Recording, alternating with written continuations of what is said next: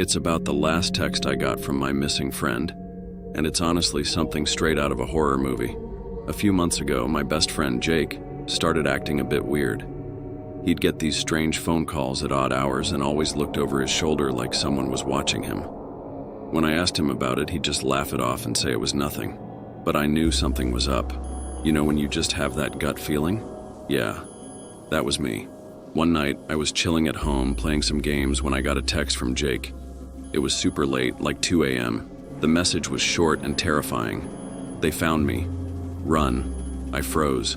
What did he mean by they? Who was after him? I tried calling him immediately, but there was no answer. I must have tried a dozen times, but it just went straight to voicemail. Panic started to set in. I grabbed my keys and decided to head over to Jake's place. His apartment wasn't too far, maybe a 10-minute drive. On the way there, my mind was racing. Who could he be talking about? Was he in serious trouble? I kept thinking about all the weird calls he'd been getting. When I got to his building, the place was dark and quiet. I took the stairs 2 at a time and banged on his door. No answer. I tried calling again. Still nothing. I was about to leave when I noticed his door was slightly open. My heart was pounding as I pushed it open and stepped inside. "Jake?" I called out, my voice shaking. No response. The place looked normal at first, but then I noticed his laptop on the coffee table. The screen was cracked, and there were papers scattered everywhere. It was like he left in a hurry. I started looking around for any clues. That's when I saw it, a notebook lying open on his desk. There were pages filled with scribbles and drawings like maps and weird symbols. And then, a name caught my eye. The Watchers. Who are the Watchers? I had no idea. But whatever it was, it clearly freaked Jake out. I snapped a few pictures of the pages with my phone, thinking maybe I could figure it out later. Just as I was about to leave, I heard a noise coming from the bedroom. It was faint, like a whisper. I slowly walked over and pushed the door open. The room was dark, but I could see someone standing by the window. For a second, I thought it was Jake, but then the person turned around. It wasn't Jake.